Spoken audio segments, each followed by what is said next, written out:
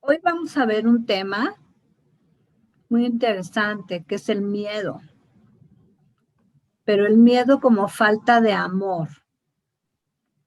Entonces, dice, ustedes creen que tener miedo es involuntario, algo que escapa a su control. No obstante, les he dicho varias veces, dice Jesús, que únicamente los actos constructivos deben ser involuntarios. Hemos dicho que el control de Cristo puede hacerse cargo de todo lo que no es importante, mientras que si lo quieren así, la guía de Cristo puede dirigir todo lo que sí lo es. Tomándose en cuenta que Cristo es una manera de pensar, es una manera de ser de alta conciencia. Es esta parte de nosotros que el curso le llama la mente recta. Ese es el Cristo. El miedo no puede ser controlado por Cristo, pero sí puede ser autocontrolado por cada uno. El miedo siempre está asociado con lo que no tiene importancia. Eso me impide controlarlo. Por consiguiente,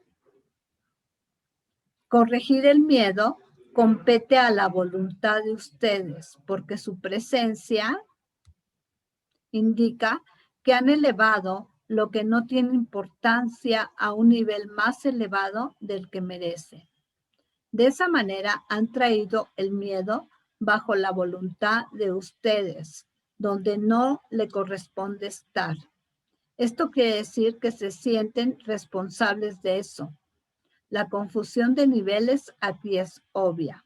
Más adelante va a explicar cómo es que estamos confundiendo los niveles con respecto al miedo. La razón por la cual no puede controlar el miedo, no puedo controlar el miedo por ustedes, es porque están tratando de elevar al nivel de la mente algo cuyo contenido corresponde a un orden más bajo de realidad. Yo no fomento la confusión de niveles, pero ustedes ciertamente pueden decidirse a corregirlo. Ustedes no tolerarían un comportamiento demente por su parte y es poco probable que se excusaran por él diciendo que no pudieron evitarlo. Entonces, ¿por qué toleran un pensar demente? Refiriéndose al miedo. Él habla del miedo como un pensar demente. Hay una confusión en esto que les convendría examinar detenidamente. Ustedes creen que son responsables de lo que hacen, pero no de lo que piensan. La verdad es que sí son responsables de lo que piensan porque solamente en ese nivel es donde pueden tomar decisiones. Lo que uno hace es resultado de lo que uno piensa. No se pueden separar de la verdad, otorgándole autonomía al comportamiento. Aquí vuelve a haber esa confusión de niveles. Ya en la clase pasada veíamos que la enfermedad igual es una confusión de niveles. Estamos creyendo que el cuerpo es el que manda, es el que actúa por sí mismo, el que siente, al que le pasan las cosas porque él las hace y no. Ahí está la confusión de nivel. Es la mente la que hace que el cuerpo enferme, como lo veíamos la clase pasada. Y aquí lo mismo. Hay una confusión de niveles en cuanto creemos que podemos cambiar lo que nos pasa a través del comportamiento y no a través del pensamiento. Más adelante queda más claro. Lo voy a controlar automáticamente, o sea, el comportamiento. Lo voy a controlar automáticamente tan pronto como ustedes pongan su pensar bajo mi guía. Aquí lo que Jesús está pidiendo entonces es que pongamos nuestro pensar bajo su guía y automáticamente el comportamiento va a cambiar. Cada vez que tienen miedo, es señal inequívoca de que han permitido a su mente crear en falso o que no me han permitido guiarla. De nada sirve creer que controlando los resultados de cualquier pensar en falso se pueda producir una curación. Cuando tienen miedo es porque han usado su voluntad en forma equivocada. Por eso se sienten responsables de ello. Tienen que cambiar su forma de pensar, no su comportamiento, y eso es cuestión de voluntad. No necesitan ninguna guía excepto al nivel de la mente. La corrección puede tener lugar únicamente en el nivel en el que es posible crear.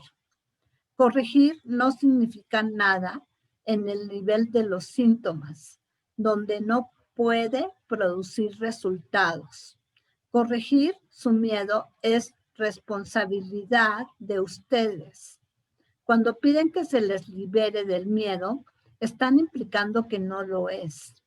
En lugar de ello, deberían pedir ayuda para cambiar las condiciones que lo suscitaron. Esas condiciones siempre entrañan la disposición de permanecer separado. A ese nivel, ustedes pueden evitarlo. Son demasiado tolerantes con las divagaciones de su mente y por ello condonan pasivamente sus creaciones en falso. El resultado particular no importa. Lo que sí importa es el error fundamental. La corrección es siempre la misma. Antes de decidirse a hacer algo, pregúntenme si la decisión de ustedes está de acuerdo con la mía. Si están seguros de que lo está, no tendrán miedo. Y más fácil, lo que les he dicho en otras sesiones. En cuanto se levanten, entreguen su día a Jesús, al Espíritu Santo, diciendo, tú dime, ¿dónde quieres que vaya? ¿Qué quieres que haga? ¿Dónde quieres que vaya? ¿Qué quieres que diga? Y si tienen un objetivo dado a cumplir, pueden decir, tú dime a dónde quieres que vaya para que se cumpla el objetivo. ¿Con quién quieres que hable para que se cumpla el objetivo? ¿Y qué quieres que diga para que se cumpla ese objetivo? Entonces, esto nos va a crear como un escudo al miedo. ¿Por qué? Porque ya desde un inicio del día yo estoy entregando todo mi pensamiento, toda la decisión que voy a tomar durante el día. Entonces, el miedo no va a aparecer, porque yo ya le dije a la mente crística, alias Jesús, alias el Espíritu Santo, que se haga cargo de todo mi día, de todo lo que voy a pensar, de todo lo que voy a actuar por lo mismo. Y es una manera, entonces, de cada día caer menos en el miedo. El miedo es siempre un signo de tensión que surge cada vez que lo que uno quiere hacer entra en conflicto con lo que hace. Aquí viene algo bien interesante. Aquí nos va a revelar exactamente cuál es el origen de nuestro miedo.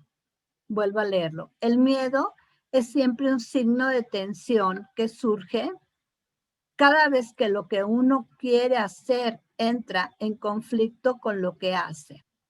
El miedo es siempre un signo de tensión que surge cada vez que lo que uno quiere hacer entra en conflicto con lo que hace.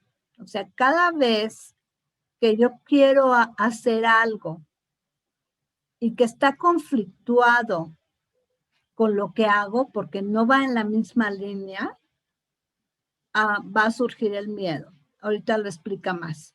Esta situación se presenta de dos maneras. Primera, uno puede querer hacer cosas conflictivas, ya sea en forma simultánea o sucesiva. Esto da lugar a un comportamiento conflictuado, el cual le resulta intolerable porque la parte de la mente que quiere hacer otra cosa está enfurecida. Segundo, uno puede comportarse según uno cree que debe hacerlo, pero sin estar plenamente decidido. Esto da lugar a un comportamiento consistente, pero conlleva gran tensión en el fuero interno. Vamos a poner un ejemplo práctico. Por ejemplo, un hombre o una mujer que es infiel a su pareja. Entonces, ahí hay un comportamiento conflictivo. Aplica. Primera, uno puede querer hacer cosas conflictivas. Ahí está. La infidelidad es algo que va a meternos en conflicto, ya sea en forma simultánea o sucesiva. Esto da lugar a un comportamiento conflictuado, el cual les resulta intolerable porque la parte de la mente que quiere hacer otra cosa está enfurecida. O sea, yo quiero ser infiel, es un ejemplo. Pero hay otra parte de mi mente que dice, no, no es por ahí, no debes hacerlo. Y entonces ahí está el jaloneo, ¿no? Sí, no, sí, no. Y entonces decido no hacerlo. En un buen rato decido no hacerlo. Entonces va a resultar una pulsión intolerable porque la parte de la mente que quiere hacer es eso, el ser infiel, se enfurece, se enoja. O sea, es que yo sí quiero, pero hay una parte de mí que no quiere y no lo estoy haciendo, pero no estoy a gusto. Estoy muy enojada o muy enojado. Segunda, uno puede comportarse según uno cree que debe hacerlo, pero sin estar plenamente decidido. Esto da lugar a un comportamiento consistente, pero conlleva gran tensión en el fuero interno. Es eso, ¿no? O sea, yo quiero, pero no lo hago. Y hay una tensión constante ahí. En ambos casos, o bien me voy al otro extremo, lo hago. Y entonces, peor. Me siento verdaderamente mal. En ambos casos, la voluntad y el comportamiento están en desacuerdo, lo cual da lugar a una situación en la que uno está haciendo algo que realmente no quiere hacer. Esto suscita una sensación de coerción que usualmente produce rabia, o sea, me decido y lo hago, y entonces me voy a sentir, como les decía, muy enojada o muy enojado, pero conmigo mismo o conmigo misma. Entonces la ira invade la mente y es probable que dé lugar a proyecciones equivocadas. Esto quiere decir, ok, lo hago, pero como estoy tan enojada o tan enojado, voy a empezar a echar culpas, ¿no?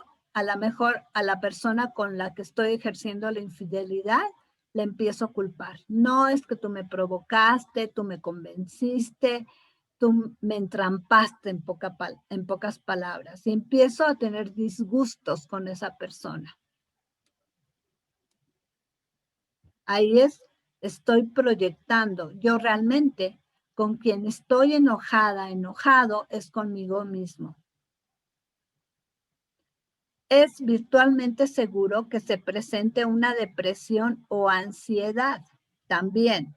O sea, ya estoy ejerciendo eso que quería, que sí quería, pero que no quería, y me deprimo, o bien me deprimo, y entonces caigo en una baja de energía bárbara, no tengo ganas de nada, estoy postrada o postrado, o bien estoy súper nerviosa o súper nervioso. O sea, cualquier cosita me irrita, cualquier cosa me mete en pánico, esa es la ansiedad. Recuerden que cada vez que tengan miedo, se debe a que todavía no se han decidido Ahí está, sigue el jaloneo dentro de mí. Por lo tanto, su mente se encuentra dividida y su comportamiento se vuelve inevitablemente errático. La corrección al nivel del comportamiento puede cambiar el error del primer tipo al segundo, pero no eliminará el miedo. O sea, si yo insisto en resolverlo desde el comportamiento, lo único que voy a hacer es que voy a andar rebotando, sea de la parte de que sí lo hago y lo hago un rato, a la parte de que no lo hago y me abstengo de hacerlo un rato, pero ahí estoy, ahí sigo, ¿no? Ahí sigo peleándome entre las dos situaciones. ¿Por qué? Porque lo quiero resolver a través del comportamiento y no es ahí donde se resuelve.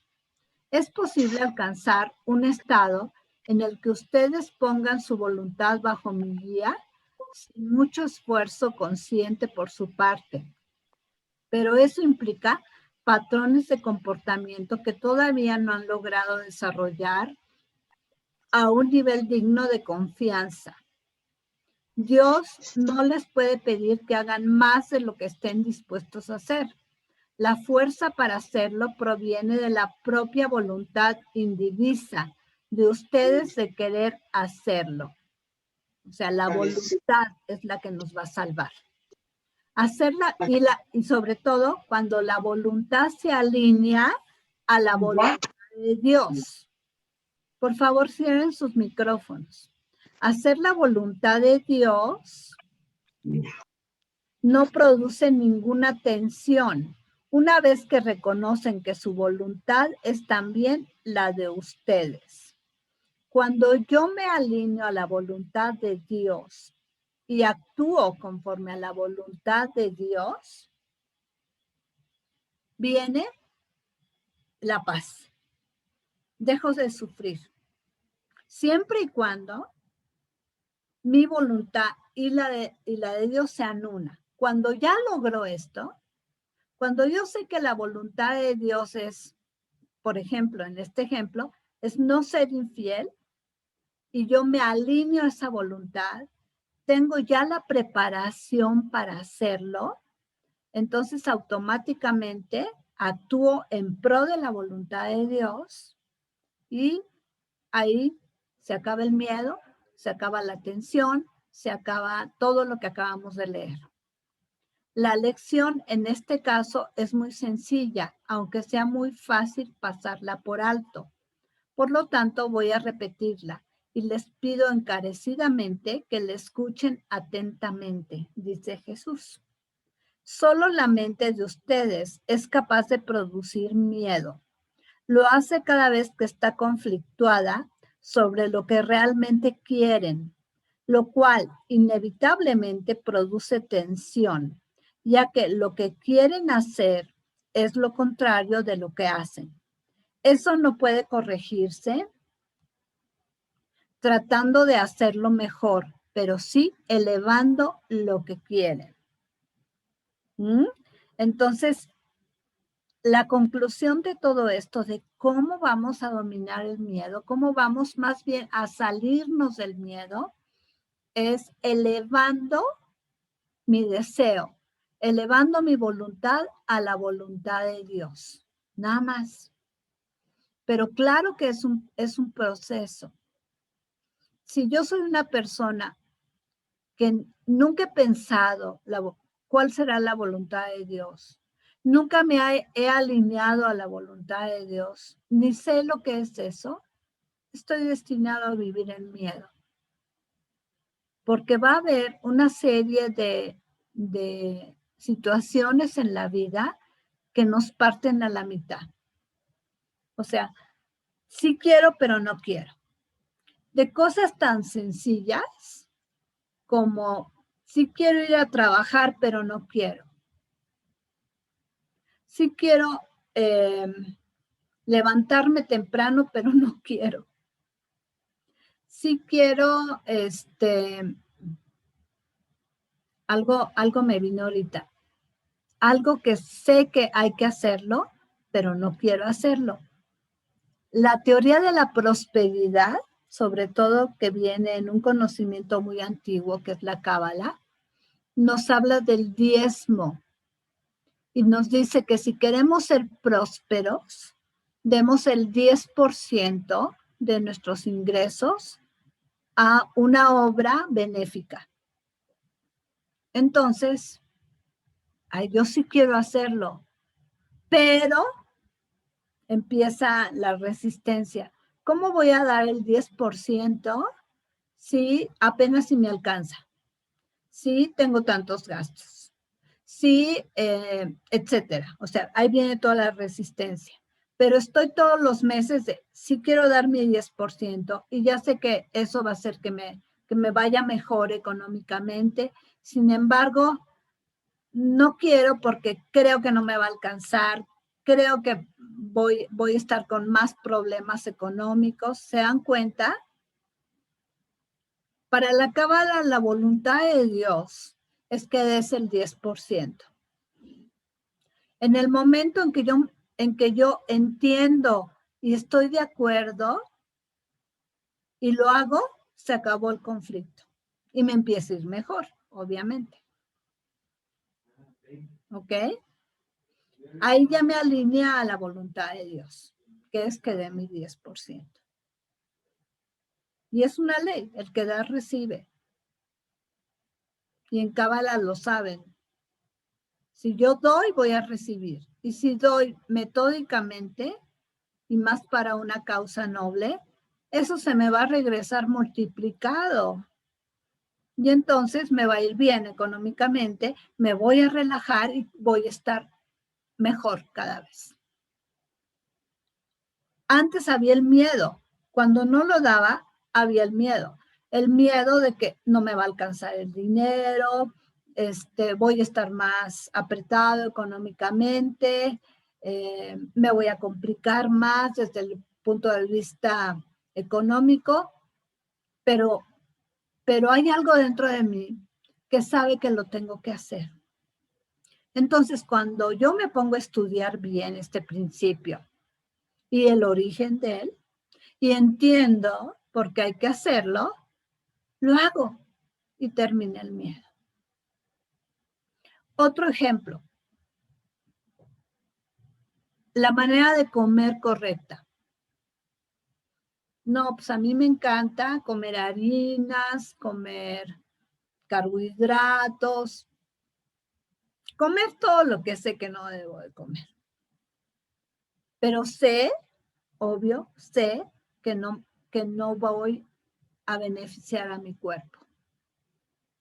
Pero sin embargo, quiero comerme el pastel, quiero comerme las papas fritas, quiero comerme el helado, etcétera. Pero me lo como hasta con culpa, ¿no? Y me pongo a estudiar nutrición, me pongo a estudiar las leyes del buen comer para la salud. Y me doy cuenta de por qué los expertos dicen que no tengo que comer todo lo que quiero comer. Y entonces ahí está el jaloneo, no, ya sé que sí, que no es bueno para mi cuerpo, pero no puedo. Mucha gente dice, no puedo. Es demasiado el ansia que me da cuando dejo de comer el azúcar o lo azucarado. Pero entonces me pongo a estudiar bien y veo el daño que le estoy haciendo a mi cuerpo, la inflamación que estoy causando de todos mis órganos y sistemas. ¿Ok? Entonces, ya que entendí, ya que vi la ciencia que hay detrás de eso, automáticamente me va a ser mucho más fácil dejar la comida nociva, la comida llamada chatarra, porque ya sé el precio que tengo que pagar y no estoy dispuesto a pagarlo. Entonces se acabó el conflicto. Ya estoy en la voluntad de lo correcto, de lo que tiene que ser. Ya estoy del lado de la mente recta. Y entonces se acaba el miedo a que no, si dejo de comerlo, me va a dar mucha hambre, me voy a debilitar, me voy a deprimir, etcétera. No, simplemente me voy por el lado que tiene que ser y entonces se acaba ese miedo. Al contrario, viene un sentido de me admiro, me quiero, me respeto porque sé que voy por la línea recta, sé que estoy alineada con la mente recta, con la mente crística. ¿Ok? Y ahí desaparece el miedo. Dudas, preguntas, creo que es un tema que se presta a dudas, pero pues ¿cómo le hago, no? ¿Alguien quiere preguntar algo?